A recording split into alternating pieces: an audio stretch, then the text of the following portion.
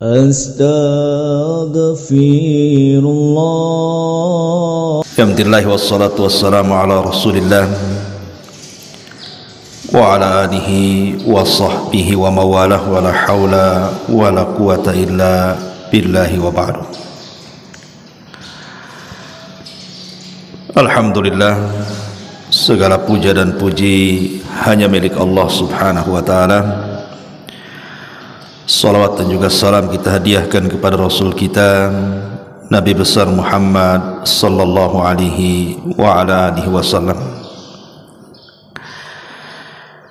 Ma'asyiral muslimin, jamaah salat subuh yang dimuliakan Allah subhanahu wa ta'ala. Pembahasan di pagi hari ini kita akan membahas 4 permintaan penduduk neraka, dan itu semua dituangkan di dalam beberapa ayat di dalam Al-Quranul Karim. Ma'asyiral muslimin yang dimuliakan Allah subhanahu wa ta'ala, apa saja permintaan-permintaan penduduk neraka ketika Allah subhanahu wa ta'ala masukkan mereka ke dalam neraka? Keyakinan ahli sunnah wal jamaah, apabila Allah subhanahu wa ta'ala sudah memasukkan manusia ke dalam surga dan sebagian mereka ke dalam neraka, ji'a bil mauti, maka kematian akan didatangkan di antara surga dan neraka. Kemudian kematian itu akan dibentuk seperti kambing gibas, kemudian akan disembelih di antara surga dan neraka. Artinya sejak itu tidak ada kematian,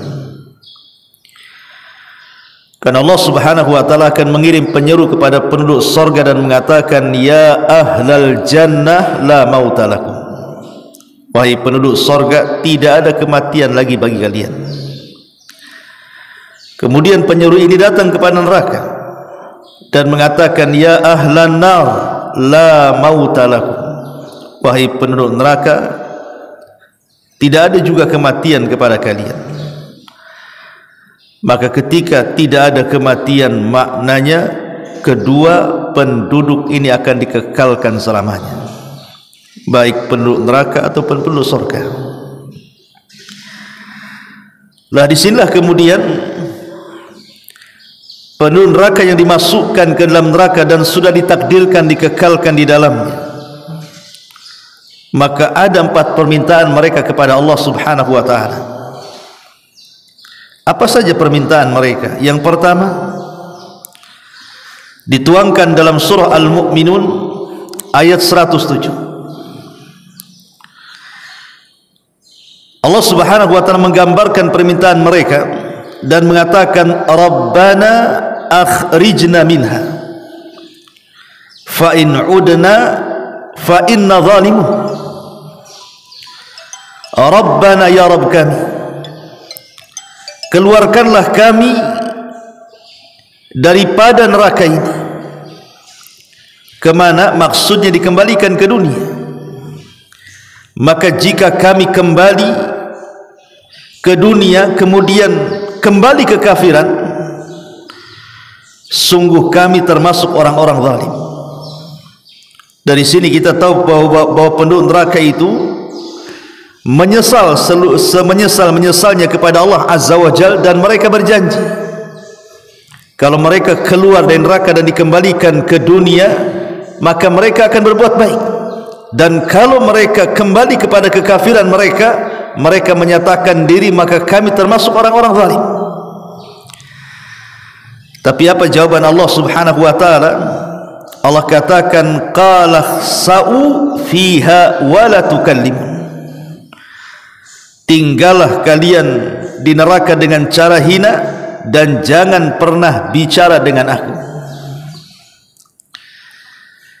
Ma'asyiral muslimin yang dimuliakan Allah subhanahu wa ta'ala, di sini Allah subhanahu wa ta'ala memberikan jawaban kepada penduduk neraka bahwa ketika mereka minta dikeluarkan dari neraka dan dikembalikan ke dunia dan berjanji mereka akan berbuat baik, Allah katakan ikhsa'u fiha, tidak perlu, sudah kalian diam saja dengan cara hina di neraka ini dan jangan pernah kalian berbicara lagi denganku. Abdullah ibn Amr ibn As radhiyallahu anhu, seorang sahabat yang banyak menulis hadis Nabi SAW. Beda dengan Abu Hurairah. Kalau Abu Hurairah banyak menghafal, sehingga tidak ada sahabat Nabi yang lebih banyak hafalan hadisnya melebihi Abu Hurairah. Tetapi Abdullah ibn Amr ibn As ini banyak mencatat. Apa kata Abdullah ibn Amr ibn As radhiyallahu an?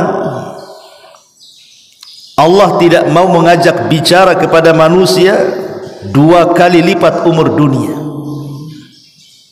2 kali lipat umur dunia, Allah tidak akan mengajak bicara penuh neraka.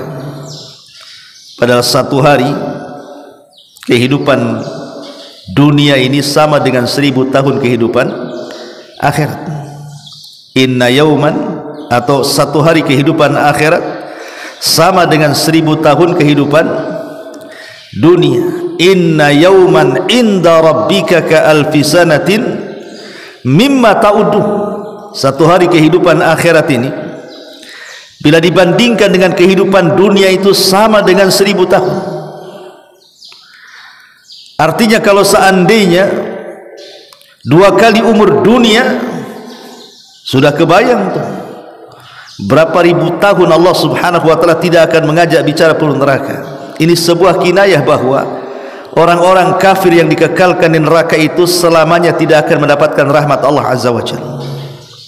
Mereka akan tetap diam di situ.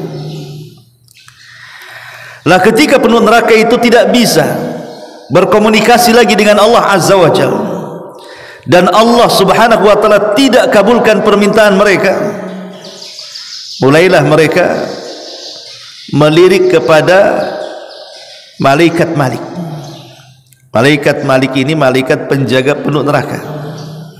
Karena Allah tidak kabulkan permintaan mereka, maka mereka melirik kepada siapa? Malaikat Malik. Dan itu digambarkan di dalam Al-Quran juga, surah Az-Zukhruf ayat 77, di mana Allah subhanahu wa ta'ala menggambarkan penuh neraka. Wa nadaw ya Malik liyaqdi alaina rabbuk qala innakum makithun. Dan mereka berseru, wahai Malik, biarlah Tuhanmu mematikan kami saja. Tetapi malaikat Malik mengatakan, sungguh kamu akan tetap tinggal di neraka dan tidak ada kematian. Jadi permintaan yang kedua, ketika mereka entah berapa ratus tahun, berapa ribu tahun mereka diazab oleh Allah azza wa jalla dalam neraka itu, mereka tidak tahan. Sehingga karena tidak tahan itulah mereka minta agar supaya mati saja.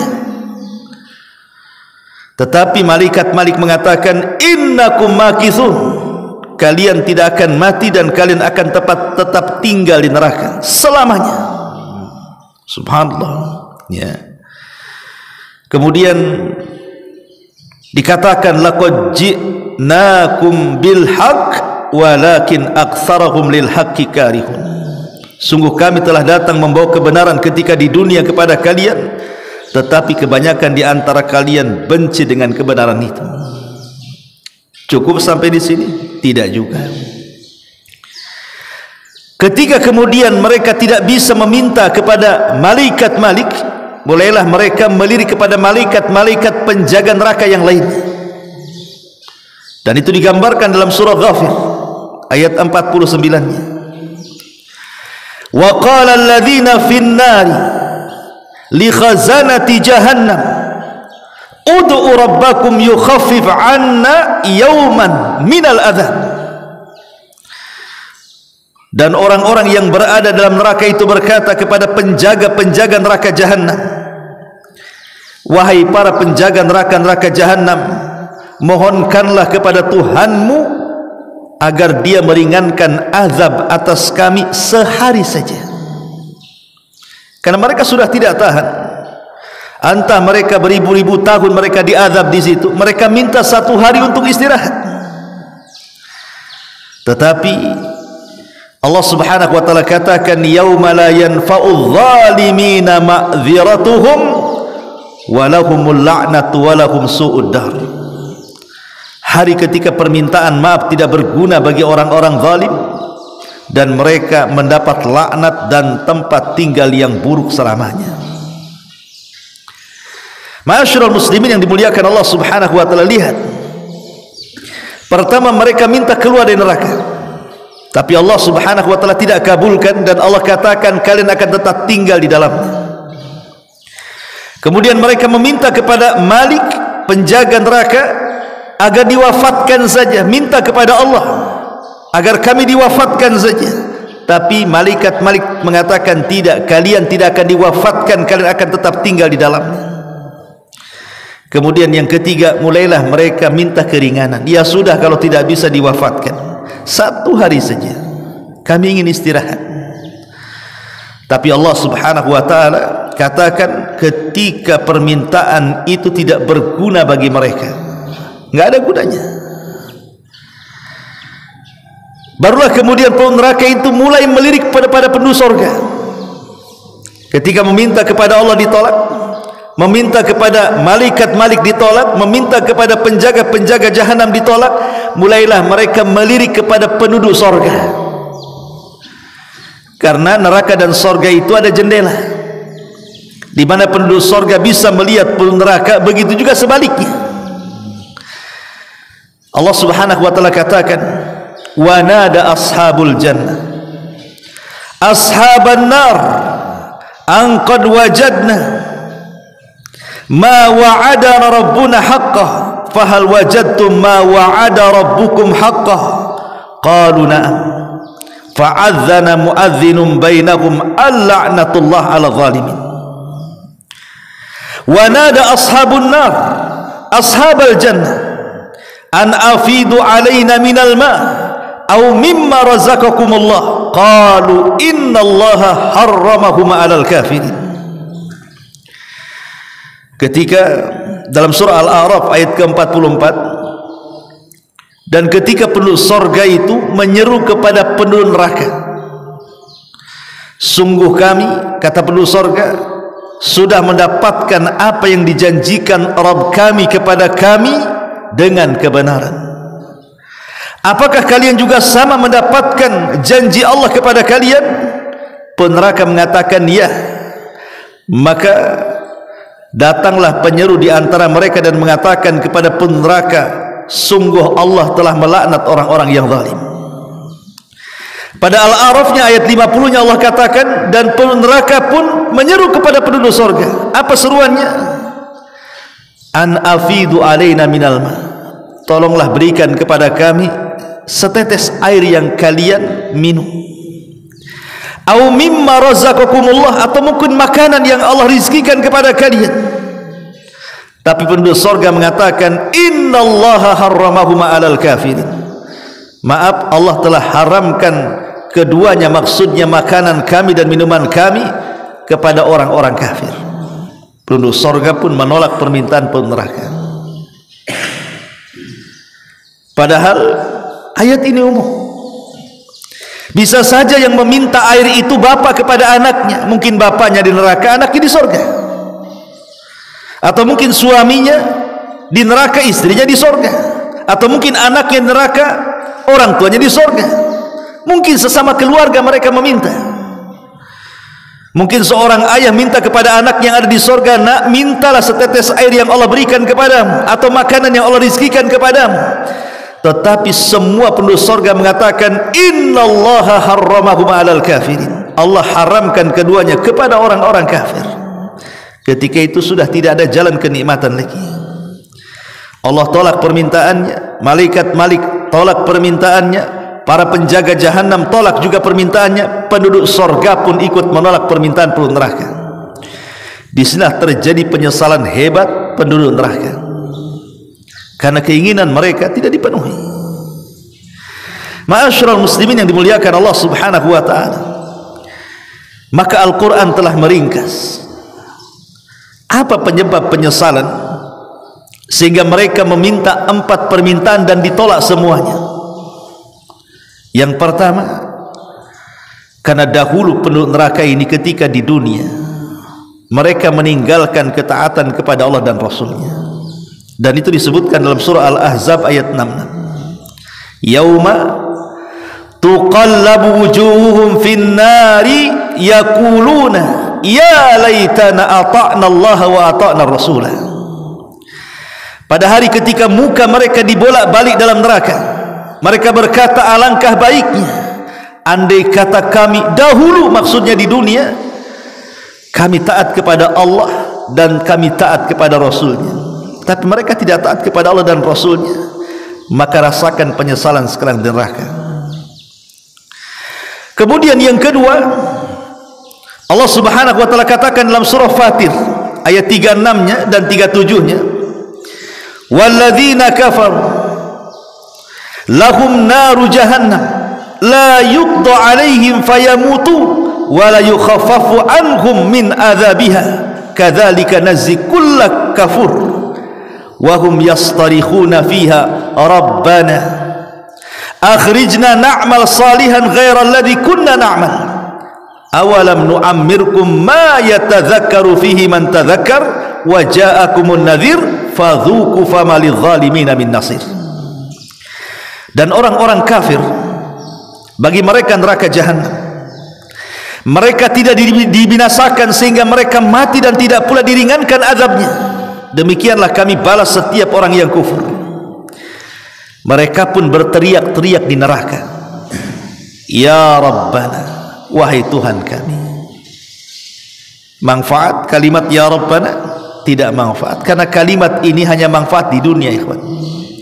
Kalau kita di dunia katakan ya Rabbana, manfaat bagi kita. Tapi ucapan ya Rabbana di akhirat itu tidak ada manfaatnya. Ya Tuhan kami, keluarkan kami, niscaya kami akan mengerjakan amal yang saleh berlainan dengan yang telah kami kerjakan dahulu di dunia. Lihat, mereka mengatakan menyesal.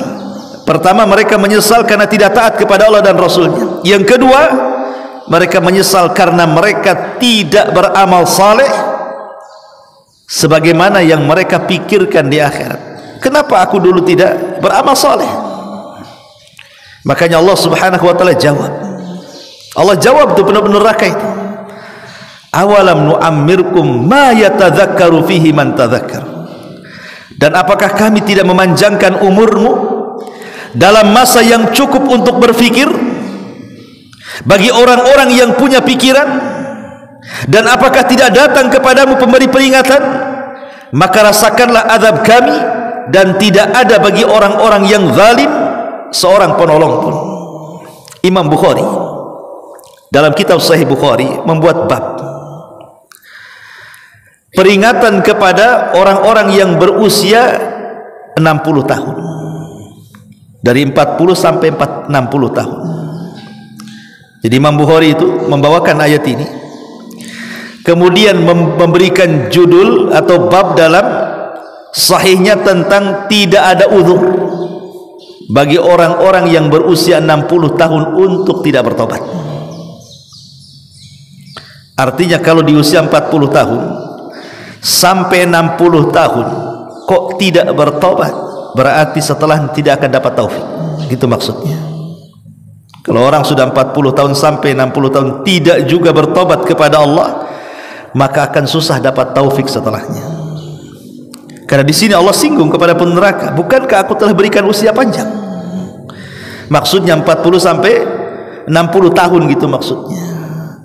Kalau dalam rentan umur begini tidak berubah juga, subhanallah, orang itu susah akan dapat taufik. Kenapa? Ulama menjelaskan, karena usia 40 sampai 60 tahun itu rata-rata nikmat Allah itu sudah Allah berikan hampir secara keseluruhan. Rata-rata usia 40 sampai 60 tahun sudah berumah tangga, sudah punya anak, sebagian mereka sudah punya cucu, sebagian mereka sudah punya pekerjaan yang mungkin mapan, dan akal pun sudah sehat. Makanya Nabi itu diutus tidak di usia 25 atau 30 tahun, tidak, tapi di usia 40 tahun, karena disitulah akal manusia sehat-sehatnya.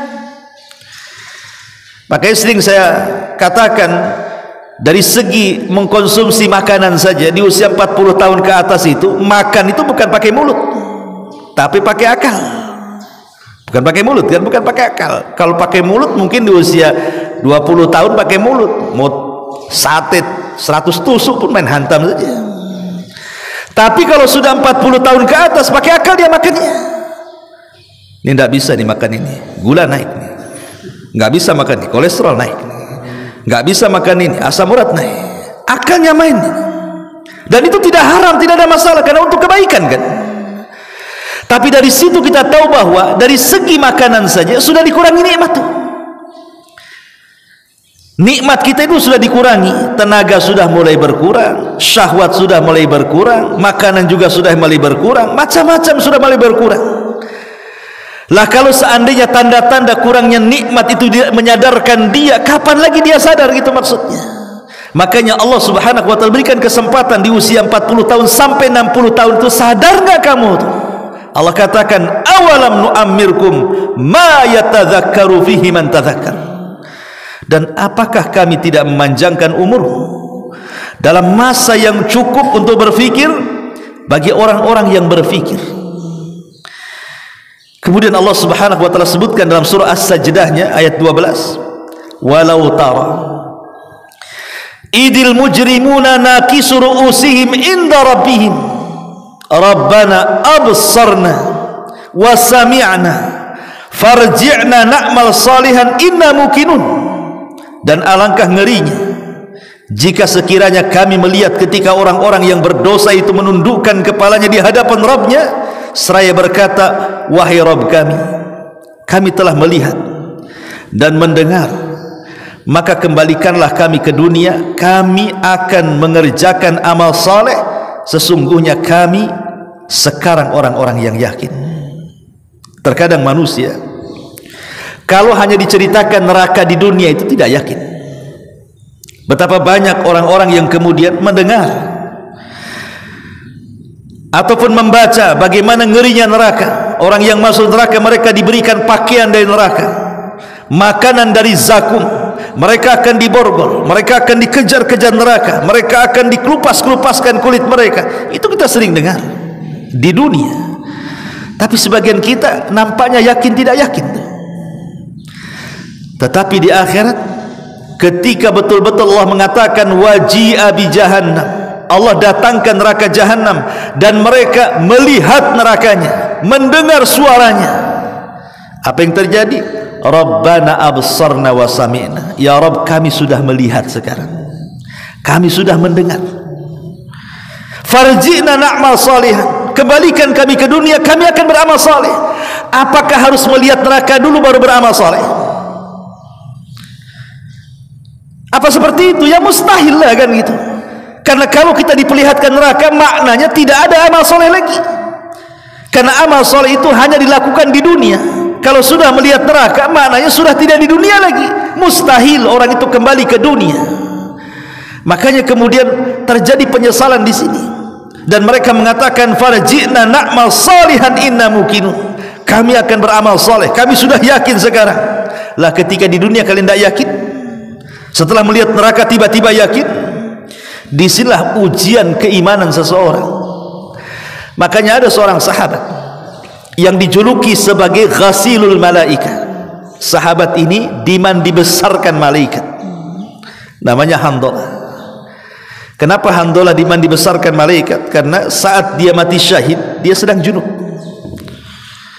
Dia tidak sempat mandi junub. Setelah melakukan hubungan dengan istrinya langsung perang. Kemudian Allah takdirkan mati syahid, maka malaikat dari mana-mana datang kemudian memandikan jenazahnya. Makanya Handalah itu dijuluki ghasilul malaika, sahabat yang dimandi besarkan malaikat. Semasa hidupnya Handalah ini datang kepada Abu Bakar Siddiq radhiyallahu anhu, kemudian mengeluh dan mengatakan, wahai Abu Bakar, aku loh kalau hadir di majlis taklimnya Nabi, kemudian Nabi menceritakan neraka, Kemudian Nabi menceritakan sorga, rasanya sorga neraka itu ada di pelupuk mataku katanya, seolah-olah nyata di depanku. Tapi ketika kami keluar dari pengajian Nabi, dari taklim Nabi, kami sibuk pula dengan keluarga, sibuk pula dengan pekerjaan, rasanya neraka dan sorga itu bagaikan hayalan, hanya dongeng-dongengan saja. Apa saya ini munafik wahai Abu Bakar? Kan begitu, itu yang kita rasakan juga kan. Antum kalau hadir di majelis ta'lim saya cerita neraka, kayaknya neraka itu betul ada. Tapi kalau sudah keluar, ya biasa saja, seolah-olah tidak yakin dengan neraka. Ya masih ghibah, masih dusta, masih curang, masih ini, masih itu. Kalau di majelis ta'lim yakin ada neraka itu, kalau sudah keluar tuh tidak yakin itu, karena masih maksiat di luar. Jadi Handalah ini mengadu kepada Abu Bakar Siddiq radhiyallahu, apakah sikap saya ini termasuk sifat munafik wahai Abu Bakar? Kalau di majelis Nabi, Nabi cerita neraka surga, rasanya surga neraka ada di pelupuk mataku. Kalau sudah keluar rasanya neraka itu hanya dongeng-dongeng saja. Abu Bakar mengatakan, ya Handalah, rasa-rasanya apa yang kau rasakan sama pula dengan yang aku rasakan katanya. Kalau gitu kita datang kepada Nabi. Dua-duanya datang kepada Nabi menceritakan, Rasul, kami berdua kalau duduk di majelis ta'limu mendengar kau cerita neraka dan surga, seolah-olah surga neraka ada di pelupuk kami berdua. Tapi ketika kami keluar dari pengajianmu, seolah-olah surga neraka itu hanya dongengan belaka. Apa kami dua termasuk orang munafik wahai Rasul? Maka Nabi SAW mengatakan kepada Handalah, menasihati, ya Handalah, tidak, walakin ya Handalah sa'atan sa'ah. Itu bukan munafik. Tapi ingat wahai Handalah, bisa saja perkara itu menuju ke sana. Maka saya nasihatkan kepadamu, walakin sa'atan sa'ah. Kau boleh bekerja sesaat, tapi kau juga harus hadir di majlisku sesaat. Kau boleh sibuk dengan dunia, tapi juga luangkan waktumu untuk akhirat. Ya. Maknanya apa? Hadir di majlis taklim itu perlu gitu. Karena hanya majlis taklimlah yang bisa meluruskan kehidupan kita di luar sana. Siapa lagi mau nasihati antum kalau sudah di luar, ikhwan? Hanya orang-orang yang hadir di majelis taklim baru teringatkan, ada neraka, ada surga, ada halal, ada haram, ada baik, ada buruk, dan begitu seterusnya. Makanya Nabi mengarahkan, kau tidak munafik, tapi ingat, satu saat kau boleh sibuk dengan dunia, tapi saat yang lain sibukkan dengan akhirat. Hadir di majelis taklim. Ma'asyiral muslimin yang dimuliakan Allah Subhanahu wa taala. Pun Allah Subhanahu wa taala katakan dalam surah Al-Haqqah-nya ayat 25, wa amma man utiya kitabahu bishimali fayaqulu ya laitani lam uta kitabiya. Adapun orang-orang yang diberikan kepada mereka catatannya dari sebelah kirinya, maksudnya orang-orang kafir, maka dia berkata, wahai alangkah baiknya kiranya tidak diberikanlah kepadaku catatan-catatan ini. Kenapa? Karena dia tahu isinya keburukan dia semuanya. Dia baru menyesal bahwa seluruh isi catatan selama di dunia itu tidak ada yang baik. Makanya kalau bisa dilempar saja catatan itu, tapi kan tidak bisa. Dia harus tetap mengambilnya, tanda bahwa dia termasuk orang kafir. Dari situlah Allah Subhanahu wa taala katakan dalam surah An-Naba'nya, ya laitani kuntu turaba. Duhai kiranya aku jadi pasir saja, aku jadi tanah saja, supaya aku tidak dihisab dan tidak diadab Allah Subhanahu wa taala. Tapi ini semua mustahil. Ma'asyiral muslimin yang dimuliakan Allah Subhanahu wa taala, jangan lagi orang-orang kafir yang saya ceritakan di sini. Orang-orang yang beriman saja, mereka pun akan menyesal karena kekurangan mereka beramal soleh di dunia. Bahkan dalam sebuah hadis, ketika Nabi SAW suatu hari dia lewat di sebuah kuburan, kemudian Nabi SAW mengatakan, man sahib hadzal qabri, siapa pemilik kuburan ini? Maka para sahabat yang lain mengatakan, fulan ibn fulan, itu kuburannya fulan bin fulan wahai Rasul. Maka Nabi SAW mengatakan, raq'atani ahabba ila hadha min baqiyati dunyakum. Kata Nabi SAW, 2 rakaat yang ia lakukan kalau seandainya dia bisa sholat dalam kuburan itu 2 rakaat itu lebih dicintai daripada dunia yang kalian miliki semuanya.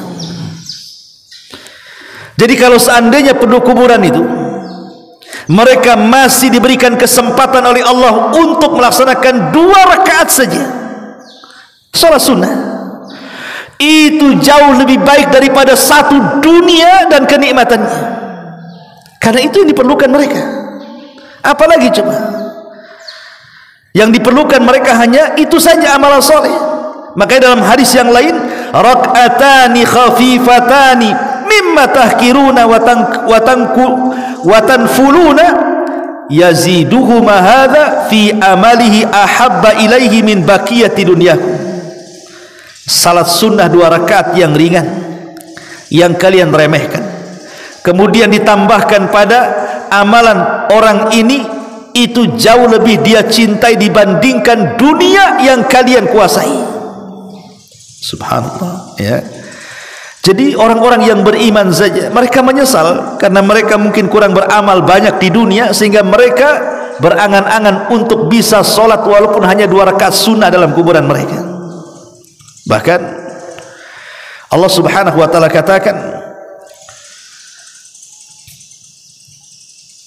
dalam Al-Quranul Karim juga, hatta idza jaa ahaduhumul maut qala rabbirji'uni la'alli a'malu salihan fima tarak. Hingga apabila datang kematian kepada seseorang dari mereka, mereka mengatakan, ya Rabb, kami kembalikan kami ke dunia agar kami bisa beramal saleh. Dalam ayat yang lain, fa asaddaqa wa akum minas salihin, agar kami bisa bersedekah dan bisa beramal saleh. Tapi di dunia, di akhirat tidak mungkin. Jangankan lagi di akhirat, di kuburan saja tidak mungkin. Apalagi orang sudah masuk neraka, kan? Permintaan itu pasti ditolak. Kalau di dunia masih mungkin lah. Seperti hadis Nabi SAW mengatakan, "Lau anna libni Adam wadiyan min dhahabin, ahabba an yakuna lahu wadiyani, walan yamla'u fahu illa turab, wa yatubullahu ala man tab." Seandainya seseorang itu memiliki 1 lembah emas di dunia, niscaya dia ingin memiliki 2 lembah emas lagi. Mungkin? Mungkin. Ada orang bercita-cita ingin punya rumah, kan? Sudah punya rumah, ingin punya rumah lagi. Allah kabulkan, Allah kabulkan, punya rumah lagi dia. Sudah punya 2 nih, pingin punya 3, Allah kabulkan, Allah kabulkan, dikasih lagi 3, dikasih lagi 4, 5, 6. Itu mungkin permintaan di dunia. Tidak ada yang mustahil di dunia ini bagi Allah Subhanahu wa ta'ala. Tetapi di akhirat mana mungkin. Makanya kita lihat di dunia itu para pengusaha yang mungkin miliarder gitu ya, dulunya orang-orang susah, orang-orang miskin. Maknanya apa? Cita-cita dan permintaan mereka itu semua dikabulkan di dunia. Tapi di akhirat mungkinkah dikabulkan? Mustahil. Permintaan-permintaan di akhirat tidak mungkin dikabulkan. Makanya lihat 4 permintaan penduduk neraka yang sudah saya jelaskan di awal, semua ditolak. Mereka ingin keluar dari neraka, Allah tolak. Bahkan Allah tidak akan mengajak bicara selama 2 umur kekuasaan, umur dunia, 2 kali umur dunia lagi. Berdasarkan perkataan Abdullah ibn Amr ibn As radhiyallahu anhu. Kemudian mereka minta dimatikan, tidak mau hidup di neraka, minta kepada malaikat Malik. Malaikat Malik menolaknya dan mengatakan apa?